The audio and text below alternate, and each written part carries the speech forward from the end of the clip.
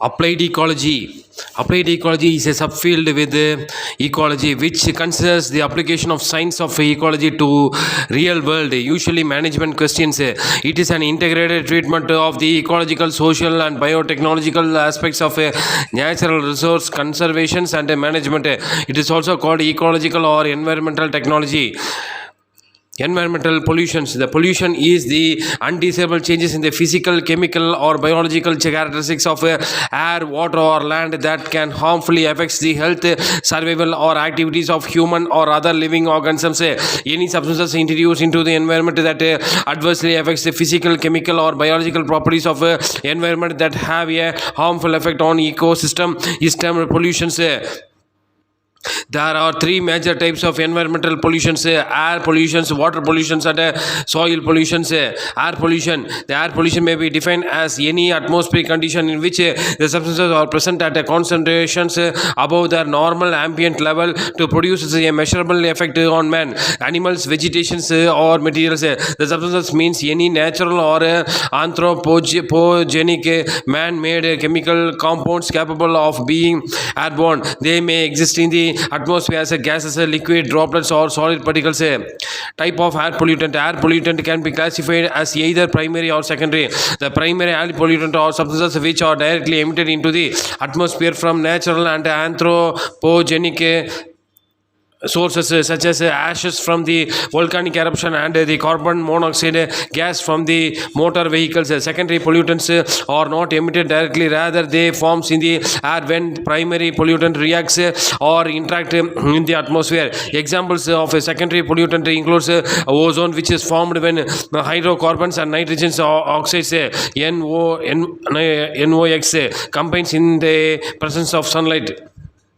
Criteria pollutant. The criteria pollutants are those air pollutions from which the ambient air standards have been defined to protect the human health and welfare. The criteria air pollutions are six major pollutants defined by EPA, the Environmental Protection Agencies. These are carbon monoxide, lead, nitrogen dioxide, ozone, particulate matter and sulfur dioxide. The carbon monoxide is a colorless, odorless and tasteless gases and the most abundant of the criteria pollutant. It is produced as a result of incomplete combustion of a carbonaceous fuel. Incomplete combustion yields carbon monoxide instead of carbon dioxide. The vehicular emissions are the major source of carbon monoxide emissions. It comprises approximately 70% of total carbon monoxide emissions. The carbon monoxide has a greater affinity for hemoglobin that does oxygen. Hence it interferes with the blood's ability to carry oxygen to the cells of the body. It binds with hemoglobin to form carboxyhemoglobin. Ozone. The troposphere ozone is a secondary air pollutant. The source of ozone in the troposphere are both natural and anthropogenic. The natural source are responsible for an average background surface ozone concentration of 20 to 30 ppb. The ozone is produced during the NO catalyzed oxidation of hydrocarbons in the presence of sunlight. The NO2 and hydrocarbons initiates a complex set of reactions that produce a few secondary pollutants known as photochemical oxidants. The ozone is the most abundant photochemical oxidants and a major constituent of photochemical smog. The smog is a term that was derived from the smoke and fog. The photochemical smog is also known as a Los Angeles smog. It requires neither smoke nor fog. This type of smog has its origin in the nitrogen oxide and hydrocarbon emitted by the automobiles and other sources, which then undergoes photochemical reactions in the lower atmosphere. The highly toxic gases ozone arises from the reactions of nitrogen oxides and hydrocarbon in the presence of sunlight, and some nitrogen dioxide is produced from the reactions of nitrogen oxide and sunlight. The other major components of photochemical smog are formaldehyde, acrolein, peroxyacetylene nitrate and peroxybenzoyl nitrate. The resulting smog causes a light brownish colorations of the atmosphere, reducing the visibility, plant damage, irritation of eyes, and respiratory distress. The photochemical smog has a high concentration of oxidizing agent, and it is therefore called as oxidizing smog. The second type of smog is sulfurous smog, which is also called a London smog. It results from the high concentration of sulfur oxide in the air, and it is caused using the sulfur bearing fossil fuel, particularly coal. Chemically, it is a reducing mixture, and so it is called as a reducing smog. Oxides of nitrogen. The two important oxides of nitrogen considered as air pollutants are nitric oxide and nitrogen dioxide. Almost all the nitrogen emission occurs in the form of NO. The NO can oxidize to NO2. The NO2 may react with the hydrocarbon in the presence of sunlight to form photochemical smog. The NO2 is also reacts with the OH radicals to form nitric acid HNO3. Particulate matter.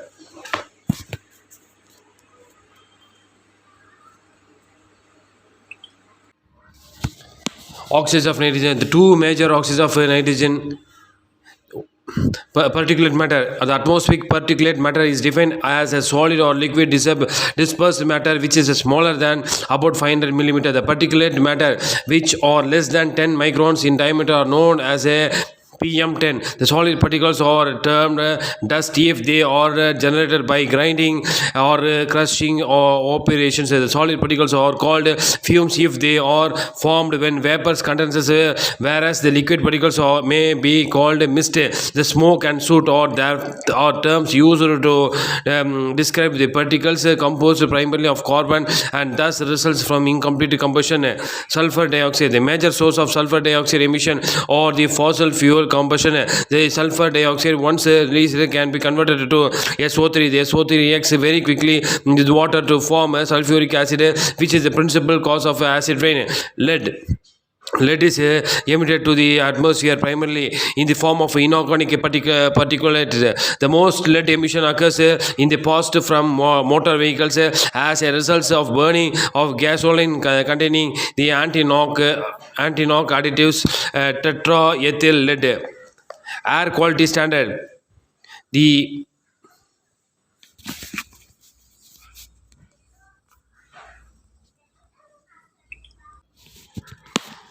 air quality standard.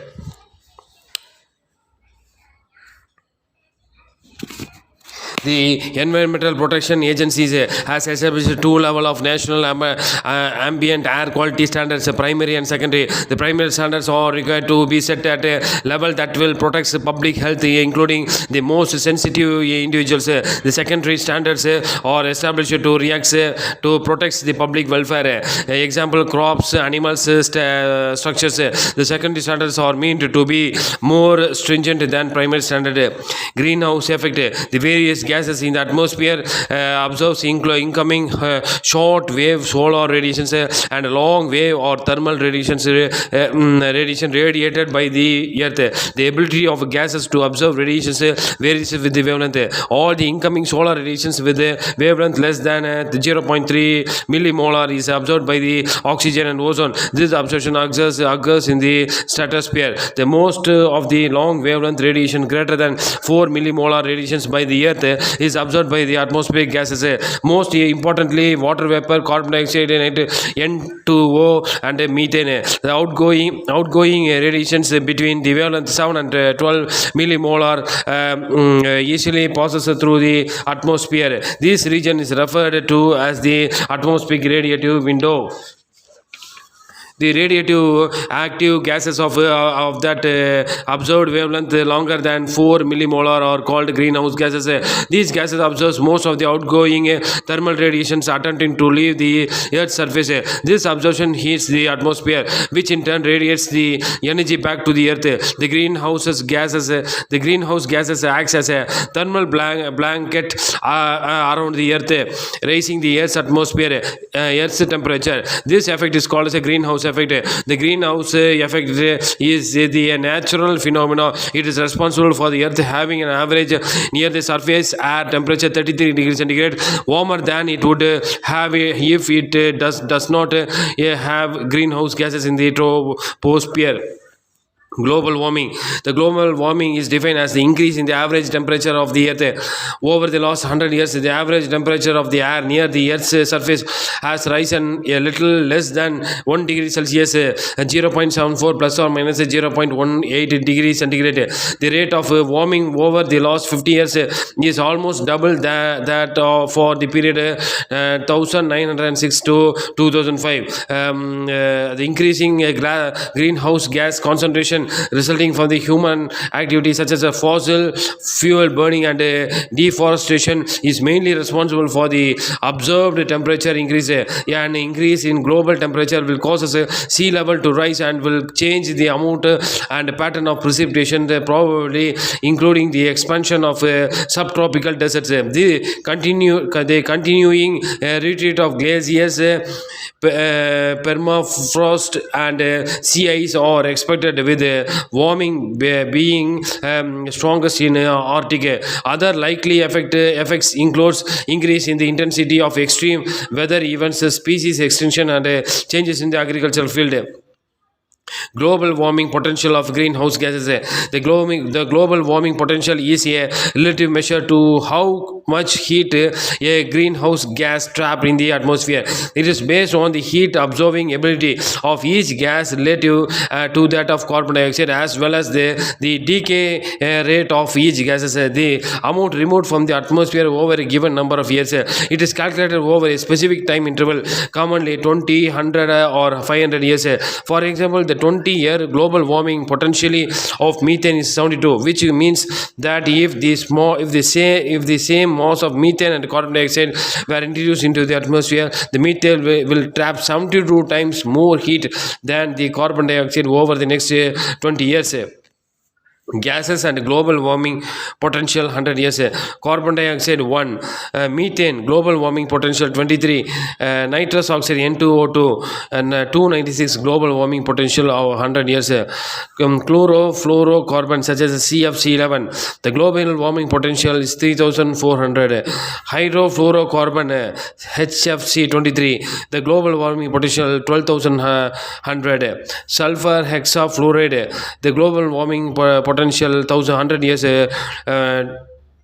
22,200.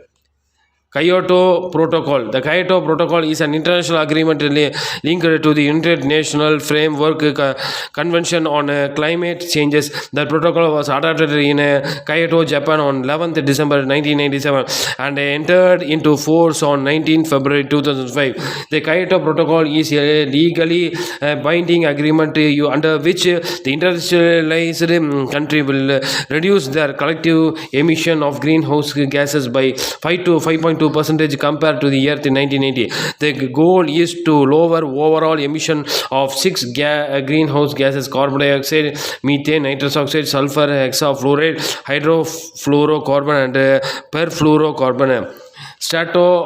Stratospheric ozone. The stratospheric ozone formation. The process of ozone formation in the stratosphere first involves the formation of atomic oxygen from the photolytic decomposition of molecular oxygen. O2 less than 242 nanometer to form O plus O. This atmospheric oxygen in turn react with the molecular oxygen to form ozone. O plus O2 in presence of M gives us O3 plus M, where M represents the third body N2 or O2 necessarily to carry away the energy released in the reactions. The ozone that is formed in the process is also dissociated by the solar radiation to form an oxygen atom and oxygen molecules. The ozone absorbed UV radiations in the 200 to 320 nanometer wavelength region and generates the molecular oxygen as a result of photo dissociations. O3 gives us O2 plus O. This cyclic process leads to the natural critical steady state concentration of stratospheric ozone. These three reactions are called the Chapman cycle after the person who discovered that the level of ozone are measured in Dobson unit DO. The average amount of stratospheric ozone throughout the world is about 300 DO. Dobson unit. The ozone concentration over Antarctica during the period of greatest depletions usually fall well below 200 Dobson unit. The stratospheric ozone depletion. The ozone is continuously being synthesized from the molecular oxygen in the stratosphere by the absorption of short wavelength UV light radiations, while at the same time it is continuously being removed by various chemical reactions that converts it back to the molecular oxygen. The rate of synthesis and the destruction at any given time determines the concentration of ozone in the stratosphere. This balance is being affected by the increasing stratospheric concentration of chlorine, nitrogen, bromine, which increase the destruction processes. The most prominent type of ozone destructive gases is the chlorofluorocarbon CFC. The possibility of the stratospheric ozone depletion causes by the CFC was proposed by F. Sherwood Rowland and Mario Molina. The CFCs are inert molecules and have residence time of over 100 years in the troposphere. These gaseous molecules diffuses through the troposphere to the stratosphere. In the stratosphere, the CFC molecules can be broken down by ultraviolet radiation, freeing the chlorine. The chlorine freed in the reaction acts as a catalyst in the ozone removal process. A single chlorine atom may break down thousands of ozone molecules before it returns to the troposphere. After chlorine is released from the CFC, it reacts with ozone to form a chlorine monoxide CaO, which reacts with the NO2 to form chlorine nitrate. The compounds such as CiO-NO2 holds chlorine in an inactive form and collectively called reservoirs. They can release an active chlorine in the presence of sunlight.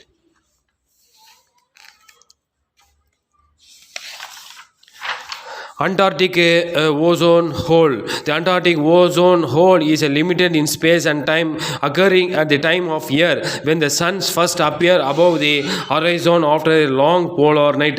In the Antarctic winter, a unique atmosphere condition known as a polar vortex formed. The polar vortex blocks the warmer, mild latitude air from mixing with the air above the pole, creating extremely cold polar air temperature. The stratospheric temperature may fall below minus 90 degrees centigrade, which is cool enough to form a polar stratospheric clouds, even though the air is very dry. In this, the cold vortex polar stratospheric ice crystal clouds formed.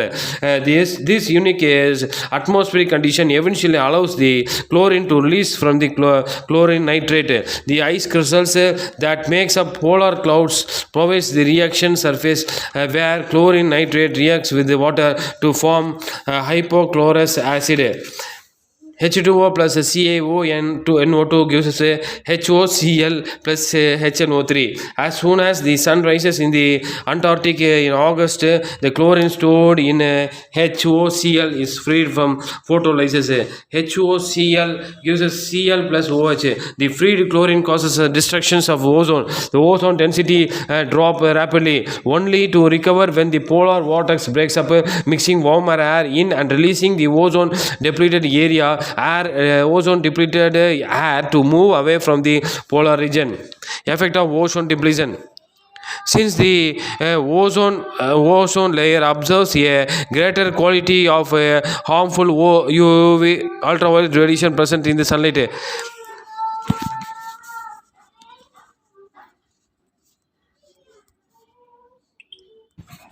the amount of the harmful ultraviolet radiation reaching the ground will increases if the ozone layer is depleted. The increased ultraviolet radiation will affect the health of humans and ecosystem. The ultraviolet exposure can cause skin cancer, cataracts, and impaired immunity systems, as well as the loss of balance in the vegetation and hydrosphere ecosystem. Montreal Protocol. The Montreal Protocol on the substances that depleted the ozone layer is a landmark international agreement designed to protect the stratospheric ozone layer.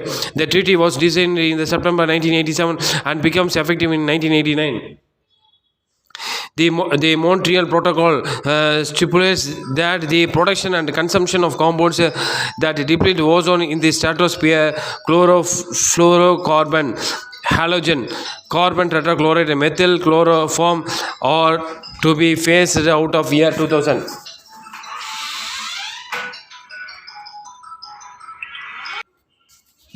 Acid rain. Acid rain is a broad term referring to the mixture of wet and dry deposition from the atmosphere containing a higher than normal amount of nitric and sulfuric acid. The rainwater is a natural acid pH and about 56 in nature as a result of the reactions of water vapor, carbon dioxide and nitrogen in the atmosphere.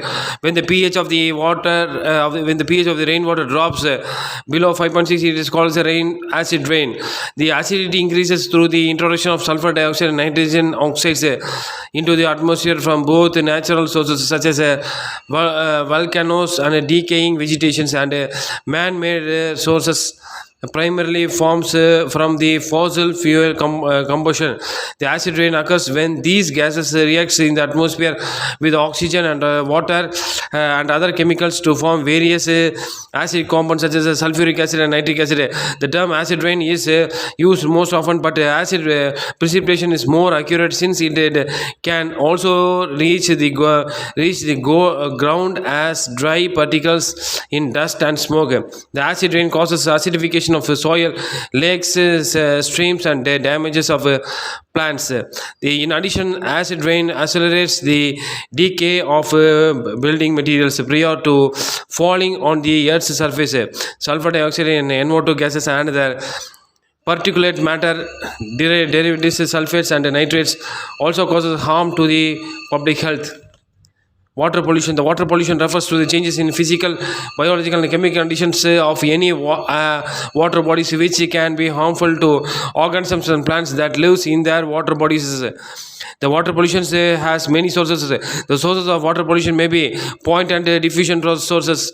A point sources is a single identifiable localized source of water pollution. The point sources of water pollution includes municipal sewage treatment plant discharge and industrial plant discharges. The non-point source pollutions or pollution from diffuse sources generally consist of polluted runoff from farmland and mines, forest and land development and other activities. There are many causes of water pollution, some natural, some man-made. Some of the major events of freshwater pollution are industrial discharge, runoff from farmlands, mines and sewages. The pollution coming from the chemical and industrial processes are the major causes of water pollution. When the factories and manufacturers pour their inorganic and organic waste directly into the streams and rivers, the water becomes poisonous and the oxygen level are depleted, causing many aquatic organisms to die. The heated water from the industrial also causes thermal pollution. This kills the aquatic animals and plants by reducing the oxygen content of the water. The another cause of water pollution is polluted runoff from the farmland and mines. The farm pesticide, chemical fertilizer and the organic waste pollute the water bodies. Another cause of water pollution is sewage coming from household. The effect of water pollution is not only devastating to human but also to animals. The polluted water destroys the aquatic lives and reduces its reproductive ability. The polluted water is unsuitable for drinking, recreations, agriculture and industries. It diminishes the acoustic quality of lakes and rivers. Biochemical oxygen demand and chemical oxygen demand. The amount of dissolved oxygen used by the aerobic microorganisms to decompose the organic matter present in a sample of water is termed biochemical oxygen demand or biological oxygen demand. It is an indirect measure of concentration of readily biodegradable organic matter. Since aerobic microorganisms lives by decomposition organic matter, The amount of the oxygen used is proportional to the number and metabolic rate. The biological oxygen demand test evaluates the dissolved oxygen used by the aerobic microorganisms over a 5-day period at 20 degrees centigrade. The biological oxygen demand concentration of wastewater is expressed in milligram per liter. The biological oxygen demand of clean fresh water is 2 milligram per liter, whereas the value exceeding 5 milligram per liter indicates the contamination. When biological oxygen demand level or high, there is a decline in DO level. The chemical oxygen demand. The chemical oxygen demand is used as a measure of oxygen requirement of a sample that is susceptible to oxidation by a strong chemical oxidant. Under controlled conditions of time and temperature, a chemical oxidizing agent, potassium permanganate and or dichromate, is added to the sample of water, and the amount needed to oxidize the reducing material present is measured. From this, the chemically equivalent amount of oxygen can be calculated. Since the reducing substances typically includes remains of living organisms, the chemical oxygen demand is regarded as reflecting the event extent. The chemical oxygen demand is regarded as reflecting the extent to which the sample is polluted. The bioaccumulation and the biomagnification. Bioaccumulation is an accumulation and enrichment of chemicals in an organisms in higher concentration that are normally found in the environment. For example, the DDT fat-soluble chemicals may be present in the environment in small quantities, but biological activity concentration it concentrates it in the organisms. Biomagnification. Biomagnification is the accumulation of chemicals in organisms in increasingly higher concentration at successive tropic levels. It occurs because the biomass at any given tropic level is produced from a much larger biomass ingested from the level below. The consumers at a higher tropic level ingested a significant biomass present at a lower level, along with the fat-soluble pollutants stored in that tissue. The biomagnification occurs in both aquatic and terrestrial habitat. A infamous cause of biological magnification that harmed top-level carnivores involved DDT, a chemical used to control the insects such as mosquitoes and agricultural pests. One of the first sign of DDT was a serious environmental problem was a decline in populations of osprey and eagles, birds that feeds at the top of the food web.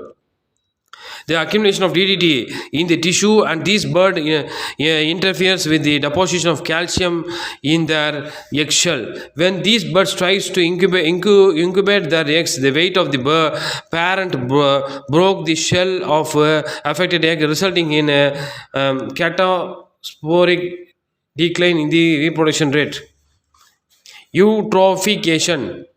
Eutrophication is a process whereby the water bodies such as a lake, ponds receives excess inorganic nutrients, mainly nitrogen and phosphorus containing compounds that stimulates excessive algal groups, often called as a algal bloom. The nutrients can come from many sources such as fertilizers applied to agricultural fields and sewage treatment plant discharges. The excessive algal growth and eventually leads to death and decomposition of algae, which reduces dissolved oxygen in the water.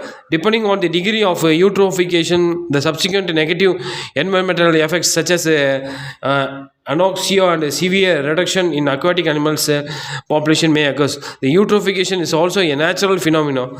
The natural eutrophication is a process that occurs to all lakes over time as weathering of rocks and soils from the surrounding catchment area leads to the accumulation of nutrients and associated sediments in the water. The lakes can be categorized based on their richness in nutrients, which typically affects the plant growth. Oligotrophic lakes. These lakes are nutrient poor and biologically unprovided lakes. Mesotrophic lakes. The mesotrophic lakes contains moderate amount of nutrients and biologically productive. Eutrophic lakes. The eutrophic lakes are very rich in nutrients and biologically very productive. The high nutrient concentration results in excessive growth of phytoplankton, algal blooms, and low oxygen levels and undesirable water quality. Soil pollution. The soil pollution, also commonly known as a soil contamination, is a condition that which occurs soil loses its structure, biological and chemical properties due to the use of various man-made chemicals and other natural chemicals in the soil environment. The occurrence of soil pollution is correlated with the degree of industrialization and intensity of chemical usage. The various human activities are causing soil pollution. These activities are deposition of oxides of sulfur and nitrogen. These are the oxides of sulfur and nitrogen, chlorides, fluorides emits into the atmosphere due to the combustion of fossil fuel from the vehicles and various industries come down as dry or wet deposition air rain onto the soil and lower the soil pH. Use of pesticide, insecticide and herbicide.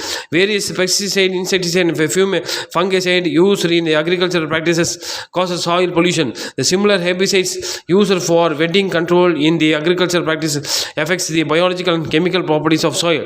These substances pollute the soil depending on their volatility, biodegradability, persistent leaching, chemical reactivity and absorption on the soil particles. Release of sewage matter and use of chemical fertilizers. The sewage matter is commonly used as a fertilizer or deposition as waste on the soil. The decomposition of sewage may release various toxic heavy chemicals that causes an increase in heavy metal toxicity. The detergent substances may also be released from the sewage causing damages to the soil. The chemical fertilizers are generally used for in excess of the requirement of crops. The unutility fertilizers causes soil pollution. Deposition of industrial effluent and soil waste. Various inorganic and organic substances are present in the industrial effluent. They affect various soil characteristics.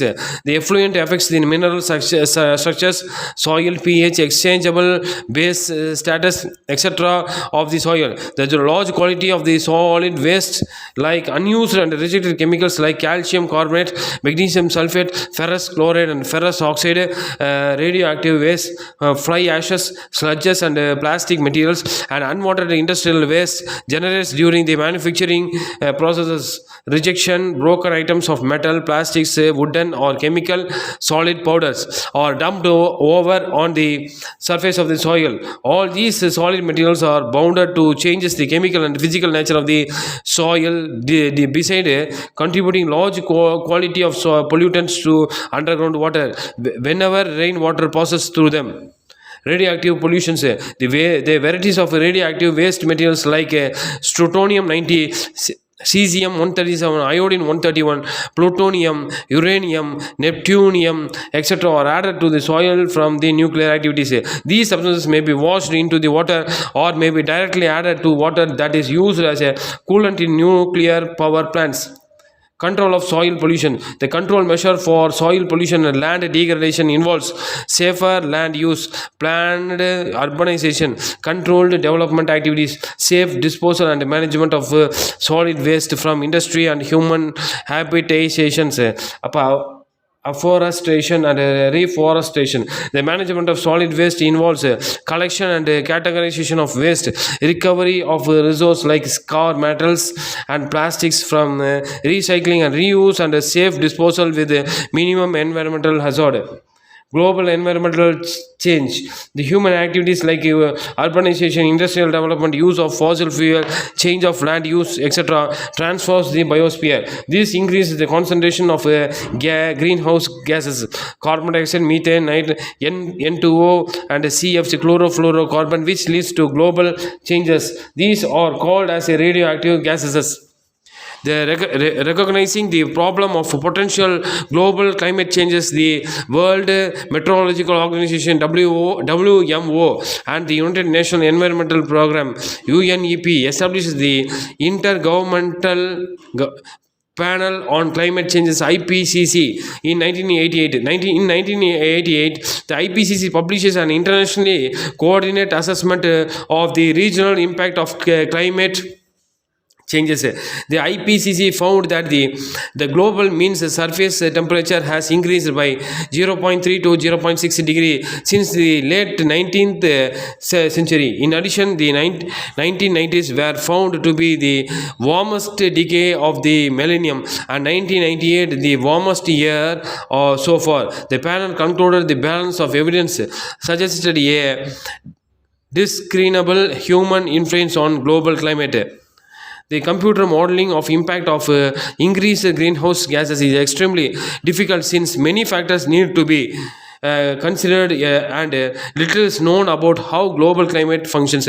However, based on the best available knowledge, the climate model projects that the mean annual global surface temperature will increases by 1 to 3.5 degree by 2100. That the global mean sea level rises by 15 to 95 centimeter, and that changes in the spatial and temporal pattern of precipitation will occur if the greenhouse effect increases. Contributions in global warming. 1. Carbon dioxide 60%. It is the most abundant greenhouse gas produced by burning of fossil fuel, deforestation and changes of land use. Its concentration is pre-industrial time and was 280, and in year 2000 it was 368 ppm. 2. Methane 20%. It is produced by freshwater wetlands. The flooded rice field, biomass burning, fermentation in cattle's methanogens bacteria. Its concentration in pre-industrial time was 700 ppb. In the year 2000, it was 1750 ppb. 2. Methane 20%. It produces by the freshwater wetlands, the flooded rice field, biomass burning, fermentation in cattle's methanogens bacteria. Its concentration in pre-industrial time was 700 ppb, and in the year 2000 it is 1750 ppb. 3. CFC 14%. It is the most stable, non-flammable, non-toxic gases. Its source is leaking of air conditioners, refrigerators, evaporation of industrial solvents, aerosols and plastic foams. Its concentration in pre-industrial times was 0, and in the year 2000 it is 282 ppb. 4. N2O 6%. Agriculture, biomass burning, industrial processes, burning of nitrogen-rich fuel, breakdown of nitrogen-rich fertilizers, nitrate contamination, groundwater, etc. are the source of N2O. In pre-industrial time, its concentration was 240 ppb, but in the year 2000 it was recorded at 316 ppb. Biodiversity status monitoring and documentation. Biodiversity. The Raymond F. Dasman 1968 is the degree of variation of life form within a year ecosystem. The biome or entire planet. These variations are explained as a genetic diversity among individuals of single species, species diversity within the community, and ecosystem diversity. It is a measure of health of ecosystem. 1. India is known for its rich heritage of biological diversity, having already documented over 91,000 species of animals and 45,500 species of plants in its 10 biogeographic regions. Nearly 6,500 native plants are still used predominantly in the indigenous healthcare system.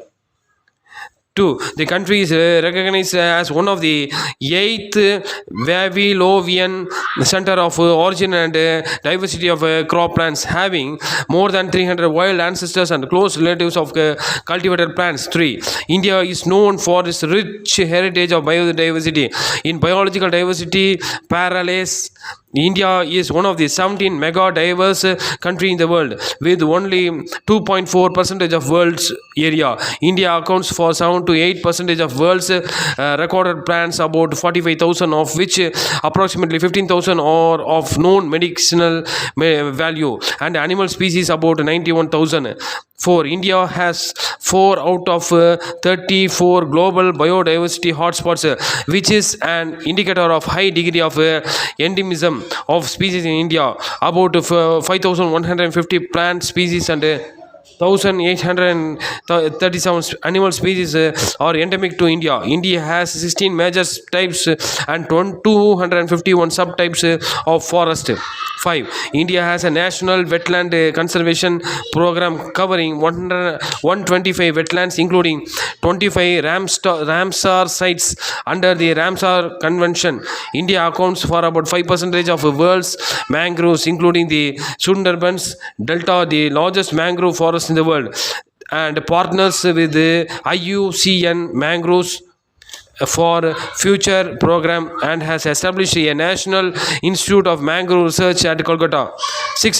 The coral reef in India occupies and extends of 2,375 square kilometers, including the Andaman Island, which have rich coral diversity, and the National Coral Reef Research Center at Port Blair. Center of Origin and Biodiversity of Crops Plant. Vavilov Center of Diversity. It is a region of world's first indicated by the Dr. Nikolai Ivanovich Vavilov to be an original center for the domestications of plant.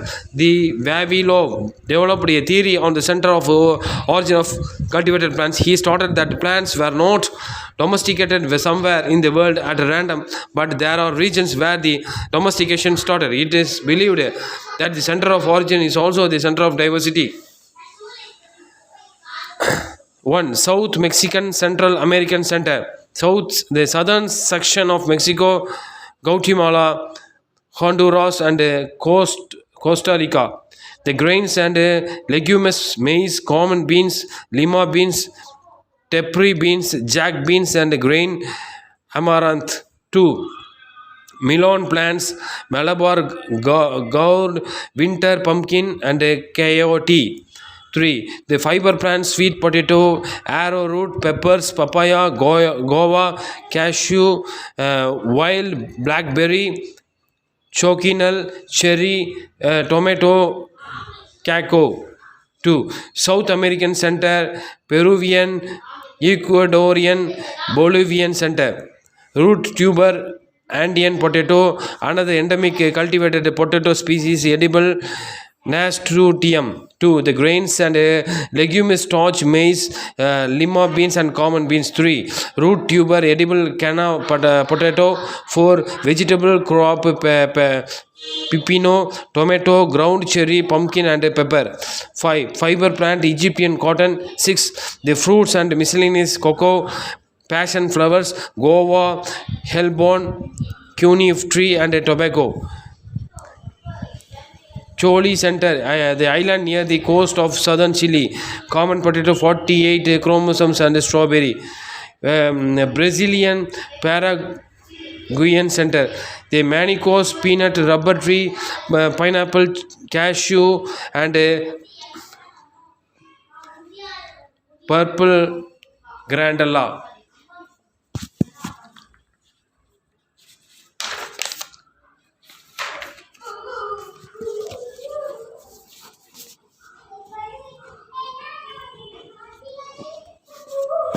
Hello.